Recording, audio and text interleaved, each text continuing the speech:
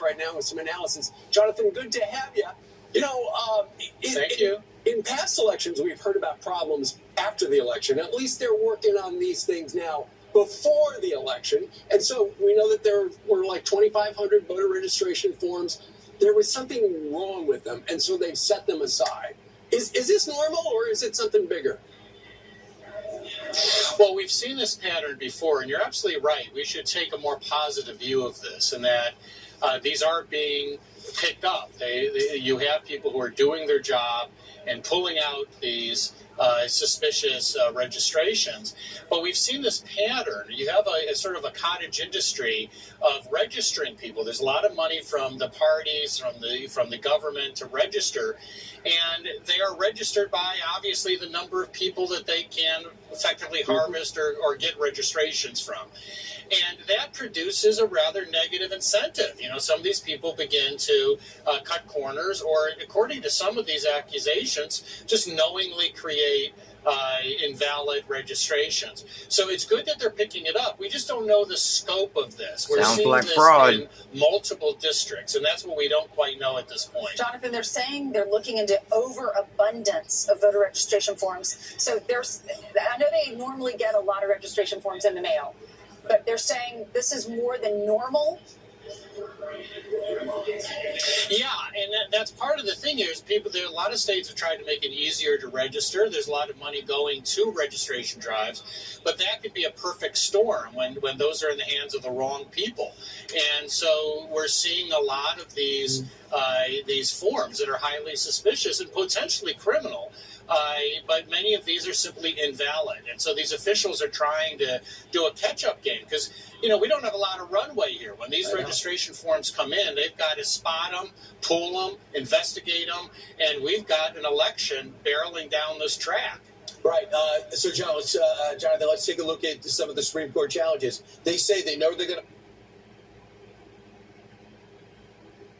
to play a role. They said, let's get this going. For example, in Virginia, they said there were some illegal immigrants, according to the governor, on those rolls, wanted to clean them up. They said you can't do that.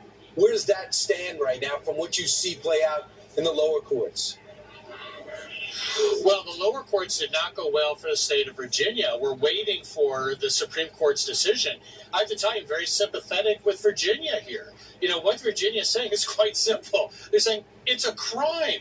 These people said that they were non-citizens and they're appearing on our voting rolls. It's a crime to do that. And so we have what I think is a very reasonable system. It gets kicked back by the DMV because of what these people said. And then Virginia says, cure it. If there's some problem with what you put down, you've got 14 days. And even if we reject you after 14 days, you can still vote with a provisional ballot. Now, for some reason, the Biden-Harris administration decided to go with the nuclear option and said, we want them back on the voting rolls. And two lower courts agreed with them. So we're waiting to see if the Supreme Court will intervene. And I think there's grounds to intervene here, but we'll see. The Supreme Court is not eager to intervene in any of these cases. They would like this cup to pass from their lips. But this is one that may be difficult. Okay, you had a few others there, but I didn't know they agreed not to intervene. They haven't decided yet? That's the Supreme Court now. At the Supreme Court? I thought Headed to the Supreme Court. We're waiting for a final decision of the Supreme Court. I've not heard that they've made a final decision. Right. The Department of Justice responded yesterday. That's the latest. Lawrence, back to you. Yeah, Jonathan, I'm curious, and I've heard from some folks here already. What's going on with some of these voters' lines? I went to vote over the weekend. The lines were long, but I was told that these poll workers are allowing all the people to vote in my home Not state. in Pennsylvania. But some people have some concerns about Pennsylvania. Can you tell us what reports you're hearing on this? Yeah, and this is very concerning because we actually have Fox interviews with people who are turned array around 2:30 or so in the afternoon. That's before the end of the period by which you can demand these damn ballots. shame. And some of them were told they had computer problems. Some said they had staffing problems. And it's quite frustrating. You know, this is the key state in the election.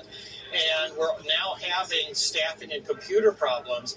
It's not like this is rocket science. You know, Elon Musk just captured a booster rocket, what looked like a grilling tong. That's tough. What's not tough, I would hope, would be getting out these ballots and keeping open until 5 p.m. Yeah, making us all wonder, will we know the results next I don't know Wednesday? what's going on in Pennsylvania, folks, but it is not good. They closed the polls. They closed the polls before the end of the day in several precincts, and Twitter's blowing up over it. Hopefully, we'll get some kind of resolve behind this. But Marjorie Taylor Greene and several people have already spoke out about it. Like, subscribe, and share. Go to Patriots. Just thought I'd catch you up on Jonathan Turley this morning about the election process.